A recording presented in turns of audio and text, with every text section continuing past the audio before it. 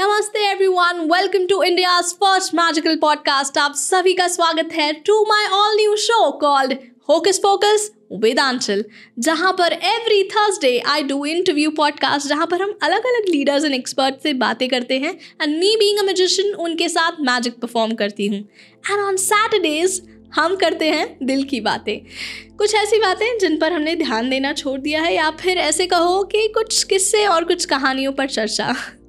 तो आज सैटरडे है एंड आज आंचल साहिबा प्रवचन के मोड में बैठी है। I am just kidding. तो आज मैं आपके साथ एक ऐसी बात शेयर करने वाली हूँ जो मैंने एक कॉन्फ्रेंस में सीखी थी और मुझे ये बात बहुत खूबसूरत लगी और मुझे लगता है कि ये आप तक भी ज़रूर पहुँचनी चाहिए।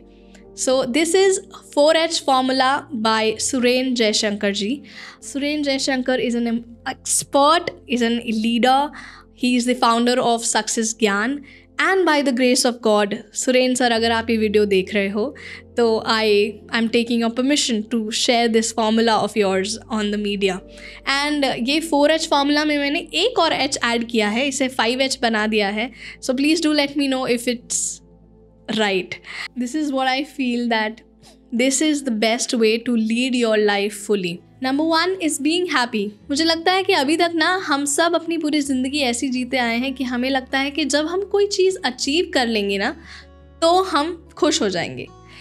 बचपन में हमें लगता था हम इतने मार्क्स अचीव कर लेंगे, फिर हमें लगने लगा कि ये जॉब अचीव कर लेंगे या ये पार्टनर मिल जाएगा तो हम खुश हो जाएंगे या इतने पैसे आ जाएंगे। हमने हमेशा अपनी ज़िंदगी में अपनी खुशी के लिए कोई ना कोई पैरामीटर्स रखे हैं। जब हमें लगता है कि हम उनको अचीव कर लेंगे तो हम खुश हो जाएंगे, और मैंने भी अपनी ज़िंदगी ऑलमोस्ट ऐसे ही जी है। बट पिछले कुछ सालों में जब मेरा इंजरी वाला फेस चल रहा था, मेरे हेल्थ इश्यूज़ के फेस चल रहे थे, तब मुझे रियलाइज़ हुआ कि हैप्पीनेस ना कोई फीलिंग नहीं होती है जो आपको कभी कोई चीज़ अचीव करने के बाद मिलती है। हैप्पीनेस एक चॉइस होती है। जब मेरा लेग टूट गई थी, जब मैं चल भी नहीं पा रही थी, मैं क्रैचर पे आ गई थी, तब भी ना मैं उस क्रैचर पे खड़े होकर अपनी अपर बॉडी के साथ शीशे के आगे डांस करती थी एंड मैं उस स्टेट में भी खुश थी। तब मुझे रियलाइज़ हुआ कि हैप्पीनेस ना कोई कंडीशन नहीं है, हैप्पीनेस हर कंडीशन में खुश होने का नाम है। हैप्पीनेस आपके हाथ में होती है, हैप्पीनेस एक चॉइस होती है। हैप्पीनेस ना आपको कोई देता नहीं है, हैप्पी आपको खुद होना पड़ता है। हैप्पीनेस ना आपको कहीं नहीं मिलती, हैप्पीनेस आपको हर सिचुएशन में ढूंढनी पड़ती है। तो मुझे लगा कि ये एक बहुत स्ट्रॉन्ग और बहुत ही अंडररेटेड रियलाइजेशन है जो आप तक ज़रूर पहुंचनी चाहिए। अगर आप अपनी ज़िंदगी ऐसे ही लीड कर रहे हो कि आपको लगता है कि जब मेरी ज़िंदगी में मुझे कोई पर्टिकुलर चीज़ मिल जाएगी तब मैं खुश होऊंगा, तो शायद उसे चेंज करने का समय आ गया है। क्योंकि आप अपनी ज़िंदगी के किसी भी स्तर पर हो, किसी भी फेज़ में हो, चाहे आप स्ट्रगलिंग फेज़ में हो, चाहे आप ग्रोथ फेज़ में हो, चाहे आप अमीर हो या चाहे आप उतने आपके पास पैसे नहीं हैं, चाहे आपके रिलेशनशिप बहुत अच्छे हैं या आजकल रिलेशनशिप अच्छे नहीं चल रहे हैं, आप ज़िंदगी की हर स्थिति में खुश तो रह ही सकते हो, क्योंकि वो आपकी चॉइस है और आपकी खुशी आप ही की रिस्पॉन्सिबिलिटी है। और दूसरा पॉइंट मुझे ये शेयर करना है। Number 2 is being hungry. मुझे लगता है कि इंसान के अंदर ना उसकी भूख उसको बनाती है। इंसान के अंदर उसकी भूख सबसे बड़ी चीज़ है जो उसकी आने वाली ज़िंदगी डिफ़ाइन करती है। अगर आपको ज़िंदगी में कुछ सच में चाहिए ना तो आपको उसके लिए भूखा होना बड़ा इम्पॉर्टेंट है। बिना किसी सेकंड थॉट्स, बिना किसी हेजिटेशन के साथ आपको अपने लक्ष्य के लिए काम करना चाहिए।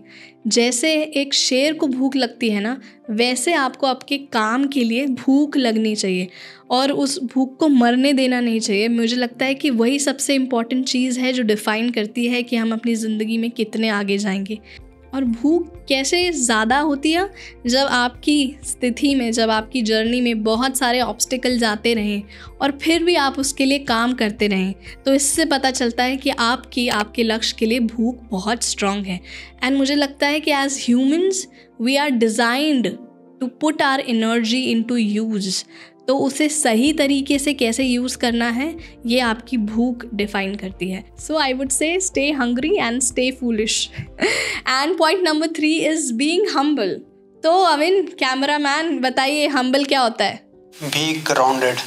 Yes, being grounded, being down to earth. ये फिलॉसफी तो मेरे घर में जैसे बचपन से मेरे ब्लड लाइन में ही है, मुझे सिखाया गया है। मुझे लगता है कि ये आप सीखते नहीं हो, कोई भी बच्चा उतना ग्रास्प नहीं करता है जब कोई माँ बाप उसे कोई चीज़ सिखाता है। वो बच्चा ग्रास्प करता है कि उसके अराउंड क्या हो रहा है। तो ये एक ऐसी चीज़ है जो आपको सिखाने की ज़रूरत नहीं पड़ती, ये आप खुद ग्रास्प कर लेते हो।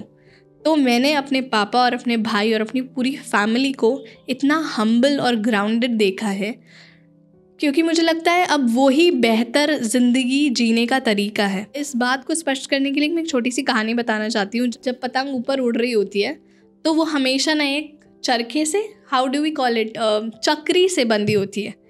और हमें लगता है कि अगर ऊपर उड़ती जा रही है, अगर हम उस चक्री से धागा काट दें तो वो छत से नीचे गिरेगी।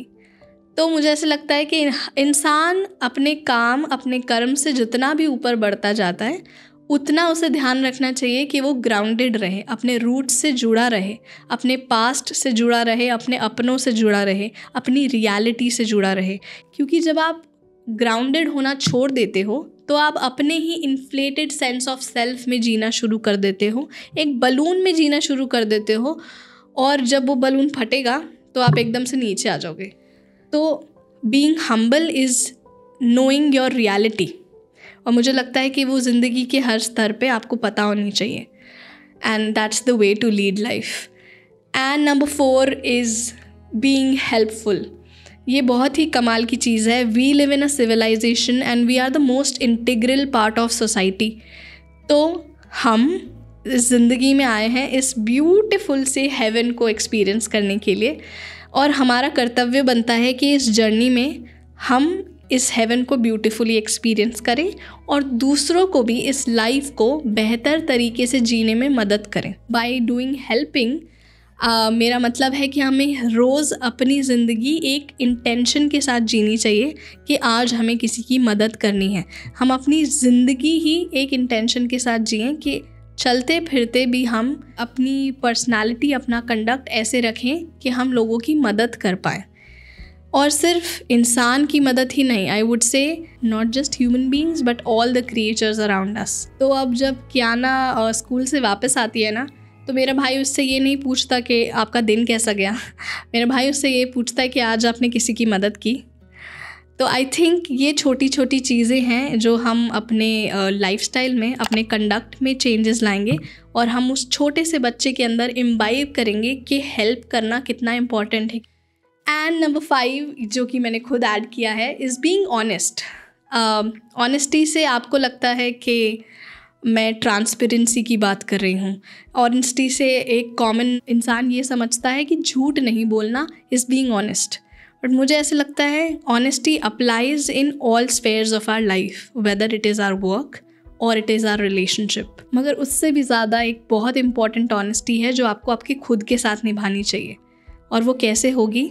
Honesty with yourself means analysing yourself, having self awareness कि मैं इंसान कैसा हूँ। Am I doing justice to my self?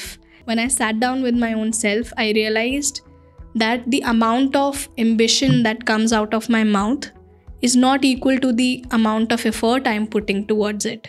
इस बात को मैं कहूँगी that I am honest with myself, कि मैं अपने साथ बैठी और मुझे रियलाइज़ हुआ कि शायद यहाँ मैं कुछ गलती कर रही हूँ। यहाँ मुझे अपनी गलती रियलाइज़ हुई, और being honest with your self से मेरा मतलब है being self aware.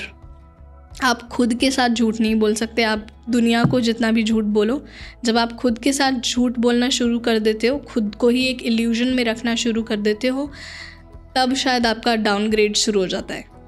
So I think these are the 5 best ways to live your life optimally. Thank you for listening out, and I really hope you have found this video and podcast helpful. If you did, please make sure you like, you comment, and you share, and I'll see you again on every Thursday and Saturday 7 p.m.